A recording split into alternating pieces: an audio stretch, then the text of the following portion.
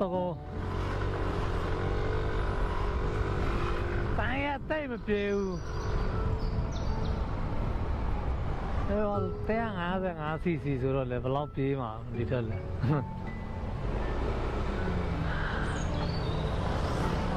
ကလေးမပါတော့ရတယ်စီမိမအဲ့လောက်မကြောက်ဘူးကြောက်တာတော့ကြောက်လားငါးနာမှာဆိုင်ကစီးရတာကြောက်လားမိမတော့တိတ်ကလေးလည်းမကြောက်ပါဘူးကလေးပါတော့အန်တယ်များတာပေါ့ဟာတပွေတယ်ဆိုရင်တော့ဖြုတ်တာကျုပ်ကတပွေ